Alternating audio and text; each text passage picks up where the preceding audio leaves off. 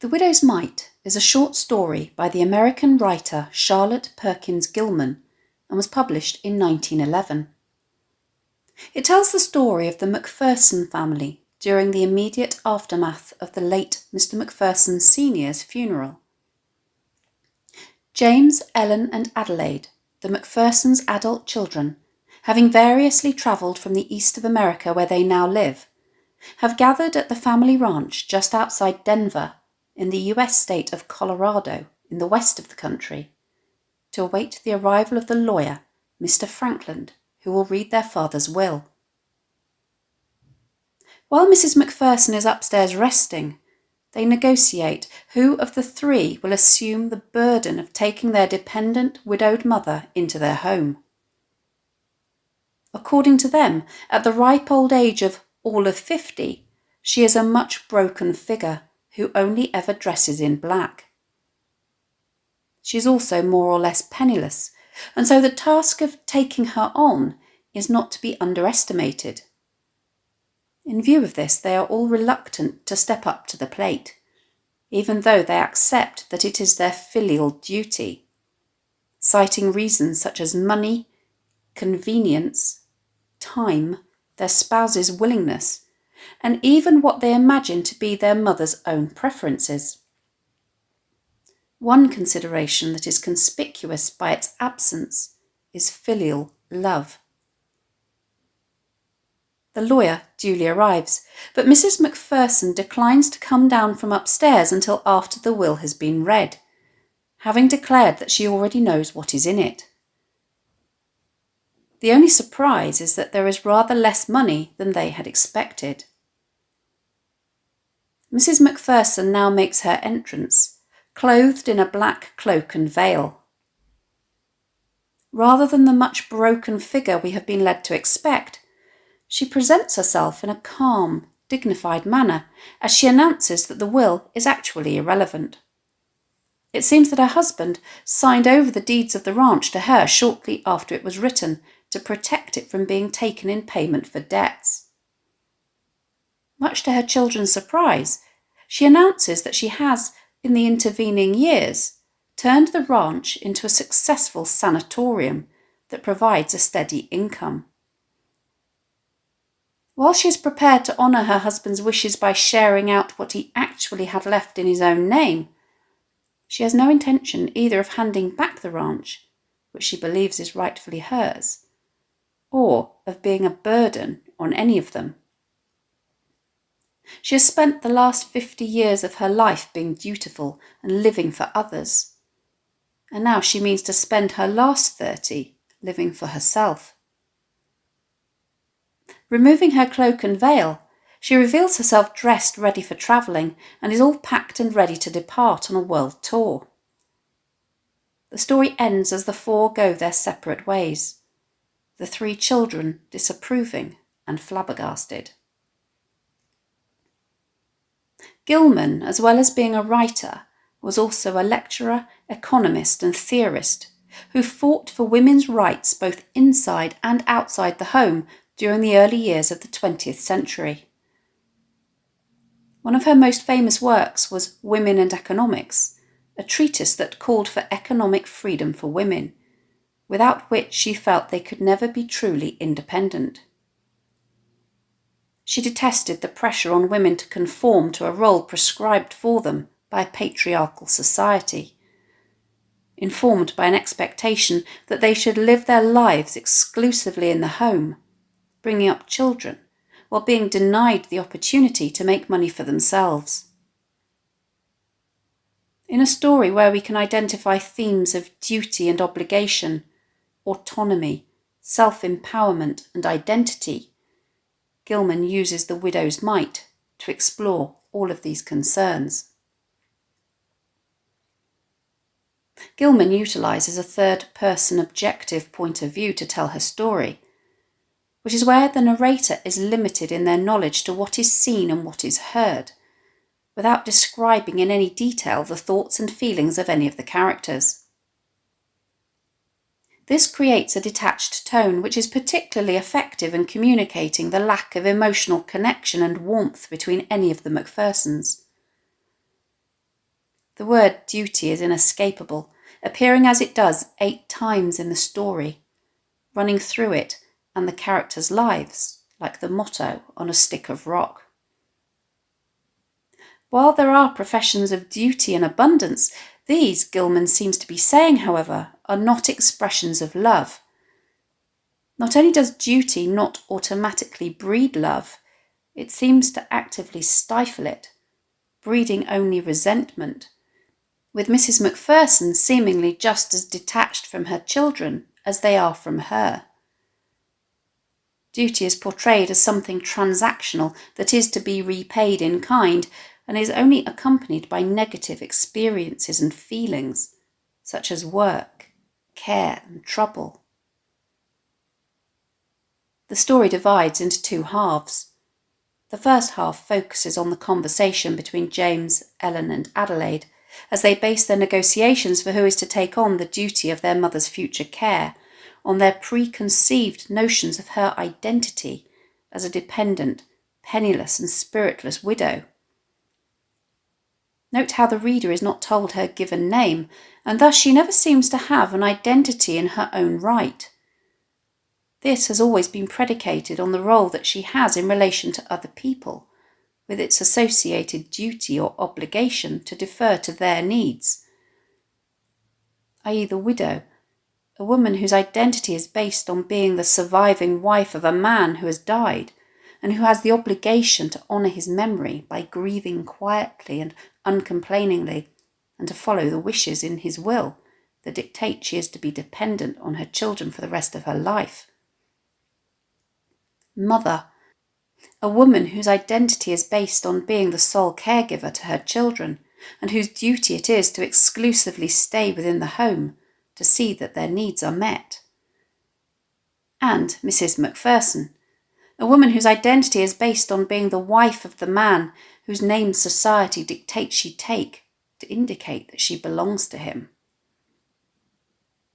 In the second half, Mrs. McPherson arrives to take control over the narrative as she shakes off the shackles of these various identities which Gilman feels society exploits to oppress her. The removal of her widow's weeds is a watershed moment, as she effectively rejects the sense of duty and obligation that they stand for, to appear in front of them as an independent, wealthy businesswoman who, far from being much broken, is determined to live her remaining life to the fullest and on her own terms. The title, The Widow's Mite, is an interesting one.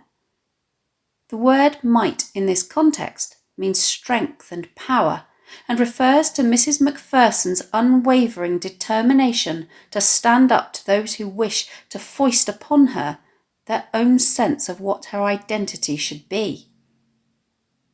It's especially interesting if we consider how her might takes on her late husband's will, meant here as both the legal document and the control and instructions which it contains, as she refuses to be bound by a sense of duty that is exerted on her from beyond the grave.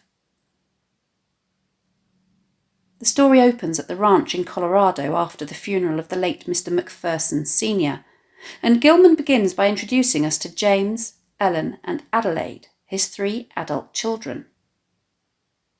What she quickly establishes is that they are not a very close family, either geographically.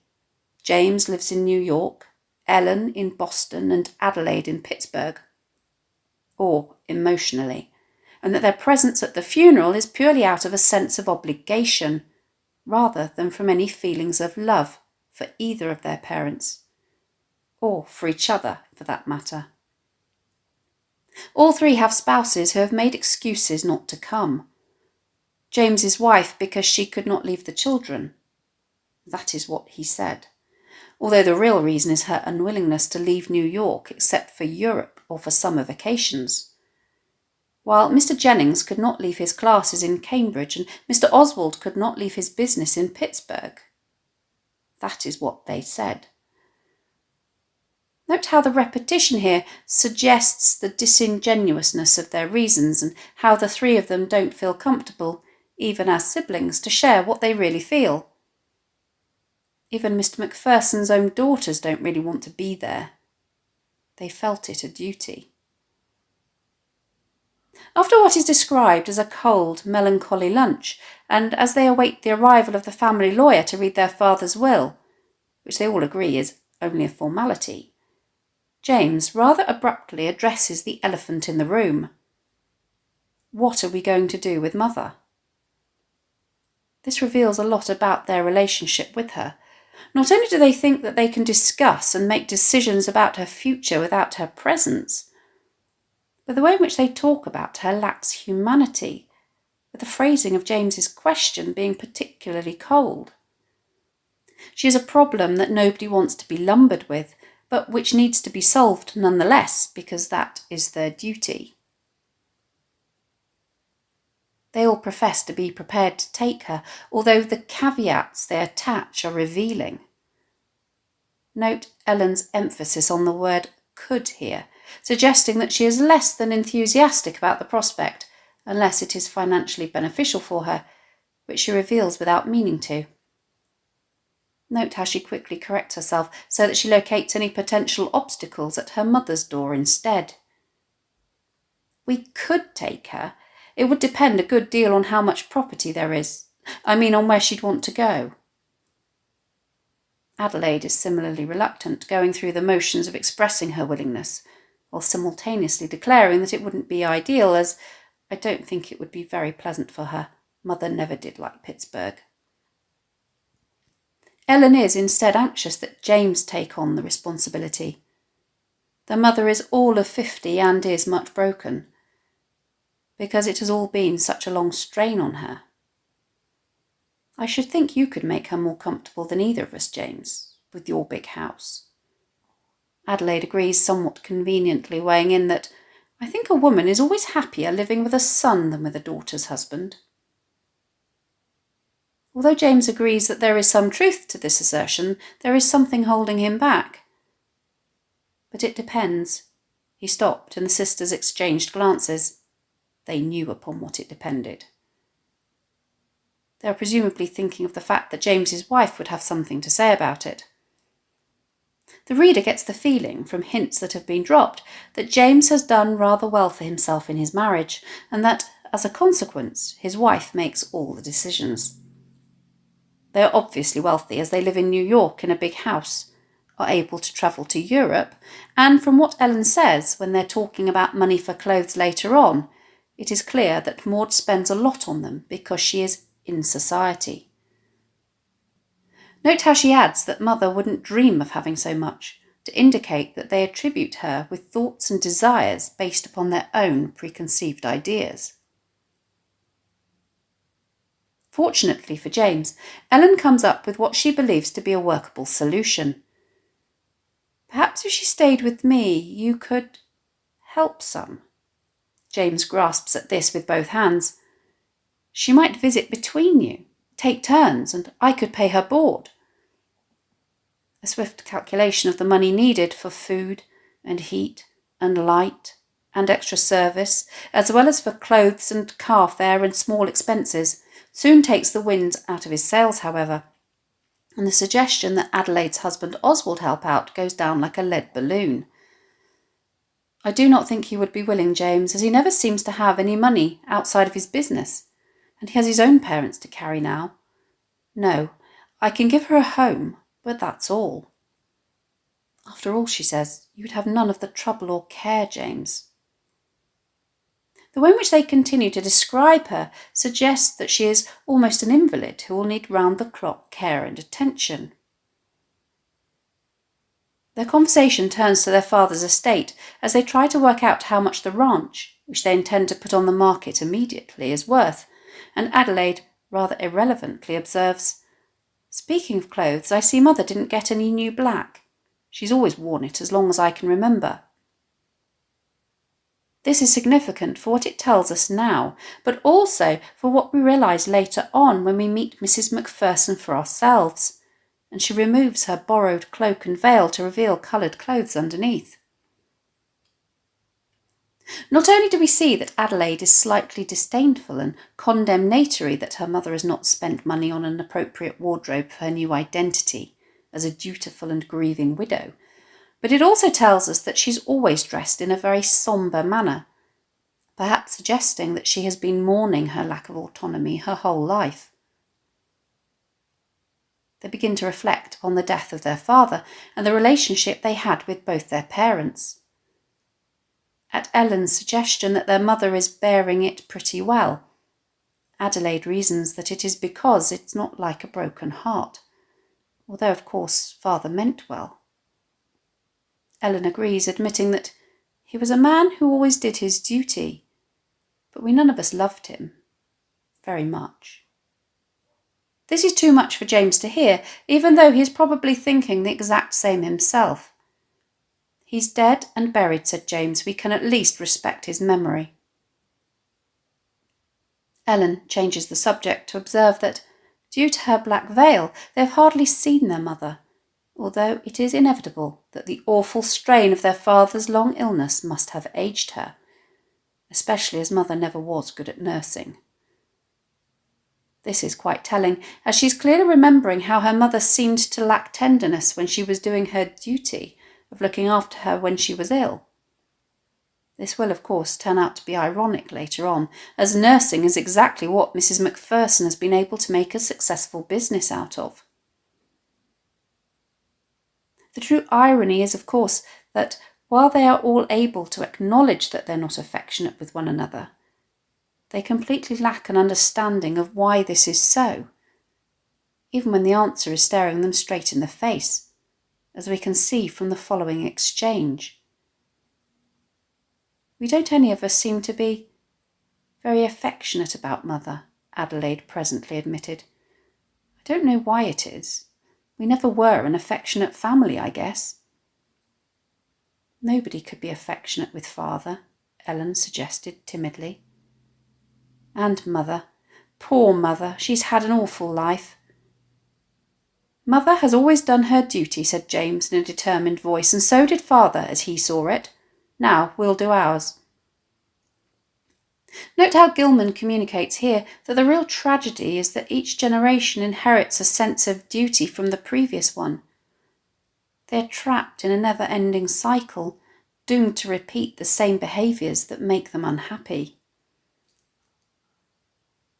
Mr. Franklin duly arrives and reads the will, which indicates that the estate was to be divided among the children in 4 equal parts, 2 to the son and 1 each to the daughters after the mother's legal share had been deducted. Note how in this patriarchal society male children are valued more highly, with Ellen and Adelaide set to receive only half of what James does, serving to perpetuate the unequal power balance between the sexes. Mrs. McPherson finally makes her entrance as a tall black figure, cloaked and veiled, came into the room, with the shock revelation that Mr. McPherson's will is no good now. She calmly and articulately explains that he had signed the deeds to the ranch over to her 3.5 years ago to protect it from Mr. McPherson's creditors. In other words, to prevent it from being taken to pay off his debts. James, Ellen and Adelaide all try to pressure their mother into signing the deeds back over, seemingly convinced that her unwillingness to do so stems from her lack of understanding and her overwrought mental state. Note how they try to continue to control the narrative, with Ellen professing that they know how badly you feel and you are nervous and tired. Mrs. McPherson refuses to be railroaded by them, however, her short responses determinedly sticking to her own truth, even though they come across as the non sequiturs of a woman who has lost her mind. And James explains that he understands why his father did what he did, but that it would be the simplest way for you to make it over to me in a lump, and I will see that father's wishes are carried out to the letter. She simply responds, "Your father is dead." And to Ellen's patronising, "Yes, mother, we know how you feel," her answer to that is, "I am alive." Mrs. McPherson's cryptic responses exasperate her children to the point that they urge Mr. Franklin to intervene in order to explain everything to her. Mr. Franklin, however, does not doubt that your mother understands perfectly. I have always found her a woman of remarkable intelligence. Although he does assume that you will consider Mr. McPherson's wishes in regard to the disposition of the estate.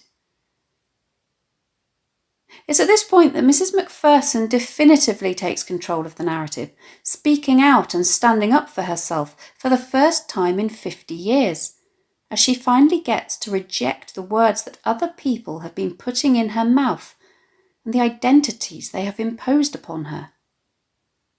I have considered Mr. McPherson's wishes for 30 years. Now I'll consider mine. I have done my duty since the day I married him. It is 1100 days. Today, the last with sudden intensity. Note how she has counted every single day, as though it has been a prison sentence, and the extreme emotion with which she says it. When Mr. Franklin tries to remind her to consider her children, she fires back with, "I have no children, Mr. Franklin. I have 2 daughters and a son." Note the way she makes the distinction here. They are not dependent minors. They are independent adults with lives and families of their own. She continues, "I did my duty by them and they did their duty by me, and would yet, no doubt." The tone changed suddenly. "But they don't have to. I'm tired of duty." Note how the repetition of the word duty 3 times here makes her speech sound very heavy and evokes the way this sense of obligation has become a millstone around all of their necks, weighing them down. Note also how this pronouncement is shocking to her son and daughters, as if she has said something almost blasphemous. The little group of listeners looked up, startled. She takes the opportunity to fill them in on the last few years of her life, events of which they are ignorant because "I didn't trouble you with my affairs." She tells them of the way she was forced to take on a nurse for their father, and how this gave her the idea to create a small hospital with 6 patients and nurses here, and how she made money by it, and how she ran the garden, kept cows, raised my own chickens, worked out of doors, slept out of doors, with the result that I'm a stronger woman today than I ever was in my life. Mrs. McPherson clearly outlines how much money they will inherit, although she advises her daughters to let me send them the yearly income, in cash, to spend as they like. It's good for a woman to have some money of her own. Note that this is Gilman explicitly stating her underlying message about the desirability of financial autonomy for women. Mrs. McPherson continues in a calm, business-like manner, demonstrating that she knows her own mind. She's made all her own arrangements and shows herself to be savvy with regard to money, in that she has come up with a successful business model and has worked all her finances out. Note how the children now react differently to their new and improved, financially self-sufficient mother, offering her once more a home with them. Because we don't really know what's going on in their heads, apart from James having a sudden feeling of tenderness, it is difficult to pinpoint their motives. When they ask her what her plans are, she simply declares, "I'm going to do what I never did before. I'm going to live." And with that, she symbolically pulled up the lowered shades to allow the brilliant Colorado sunshine to pour into the room, threw off the long black veil and unbuttoned the long black cloak and dropped it at her feet, standing there in the full sunlight, a little flushed and smiling, dressed in a well-made travelling suit of dull mixed colours. Her revelation, however, that she has got $5,000 to play with, and I'm going to play, is a step too far for them, as her daughters looked shocked, and James drew down his upper lip and looked like his father. Mrs. McPherson is, however, pragmatic and remains unfazed. "I knew you wouldn't any of you understand," she continued more quietly, "but it doesn't matter any more. 30 years I've given you and your father. Now I'll have 30 years of my own." After one last-ditch attempt to change her mind by suggesting that she might be mentally unwell, which she dismisses by laughing outright and telling them once and for all that there is no question of my sanity, my dears, I want you to grasp the fact that your mother is a real person with some interests of her own and half a lifetime yet. The first 20 didn't count for much. I was growing up and couldn't help myself. The last 30 have been hard. James perhaps realises that more than you girls, but you all know it. Now I'm free. She takes her leave of her baffled and disapproving children to live her best life. They separated that night, 3 going east, 1 west. Thanks for watching. If you have any questions, please let me know in the comments section below, and I'll do my best to answer them. Don't forget to subscribe to my channel for more videos on English language topics and exam techniques and English literature texts.